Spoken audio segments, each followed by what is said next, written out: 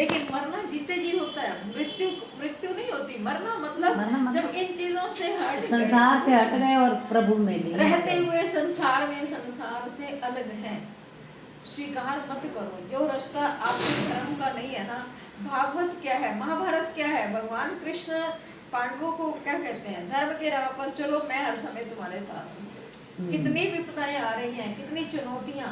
मतलब भीष्म पितामह को मारना मुश्किल है, लेकिन भगवान उसके लिए भी कोई उपाय देते हैं। हमारे लिए भी यही आएगा, कोई भी परिस्थिति मुश्किल होगी, सोचोगे अब बच्चों का मुंह नहीं जाता, भगवान कहते हैं तुम राजी हो जाओ, तरीका तो मैं बताऊंगा, उपाय तो मैं बताऊंगा, और भगवान समाधान देते हैं। यदि हमारी बुद्धि में भय, शोक, चिंता, मान अपमान ना रहे तो ये जीते जागते समाधि अच्छी है, या उस बेखबरी में, यानी शरीर को बिठा दिया समाधि में नहीं, सब कुछ करते हुए भय नहीं, शोक नहीं, चिंता नहीं, मान अपमान नहीं। समाधि में जाने की रुचि इसलिए होती है कि घर वालों की याद का दुख ना हो, और जिसको पता है कि ये मेरे है नहीं, उसको कैसा दुख है। 4 दिन का रिश्ता, ना कोई पत्नी ना बेटा, ये सब ख्याल है।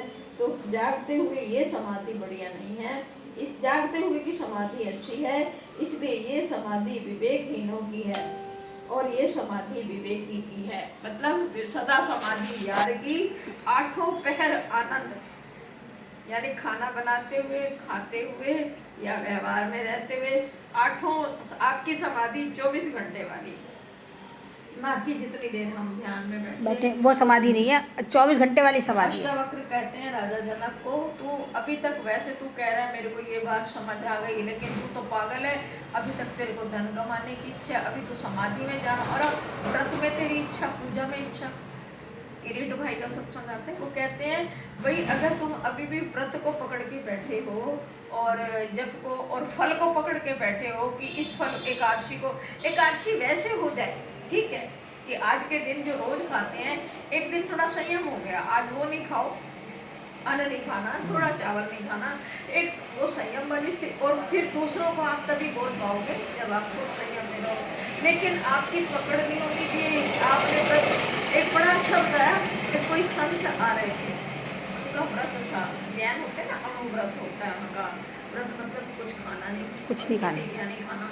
अब एक भगत की ऐसी, उसको पता लगा महाराज जी आ रहे हैं, महाराज जी, उसने तो कम इनकम वाला था, उसने तो भाई अपना खड़े खड़े भैंस बेच दी, 40,000 50,000 जो मिला, मेरे महाराज आ रहे हैं, और लगा दिया सारा शो, वो जो सजावट करनी थी, जो भोजन बनवाना था, अपनी भैंस बेच के और सब कर दिया।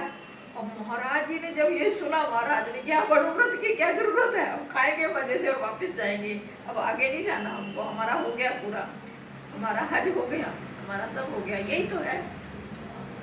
कितनी बड़ी बात है, कितनी श्रद्धा। भैया अपना मकान, हमारे जैसों को मकान बेचना पड़े, बेच के गुरु जी आ रहे हैं, कौन बेचता है, आसान नहीं होता है। यानी बात सर्वस्व की हो रही है, सर्वस्व समर्पण की हो रही है। आपके पास जो है, सवाल नहीं है आप इतना दो, आपके पास जो है सारा दे दिया, सारा। आरती में गाय रोज गा रहे तन मन धन सब कुछ तेरा, तेरा क्या लागे मेरा है। बाप रे, बोलो मत और सचमुच में हो जाओ। मैं तो कहती हूँ बोलो ही नहीं, देखो हो रहा है कि नहीं हो रहा, आपका भाव गहरा हो कि सच में आपका है सब, ये भाव होता है ना जिस दिन, तो दिन समझ आ जाती। हम जब सुनते थे तो ऐसा होता था कि सच में वैसा भाव बन भी गया कि सब आपका है, वो होता जाता है कुदरत। हमको तो वो सारी चीजें याद आती है, मतलब हमने जो उनके साथ दिया है, तो सर्वस्व कहते थे ना।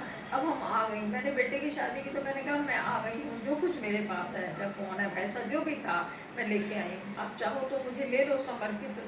और उन्होंने कहा नहीं, तेरे को जरूरत नहीं है, तू संसार में बढ़िया है, कीर्तन सत्संग कर, बस एक ही काम कर, सत्संग कर, जिंदगी में तेरे को एक ही काम करना है, सिर्फ सत्संग करना है, कुछ नहीं करना, बस तू कहीं भी रहे, बस सत्संग। ये बढ़िया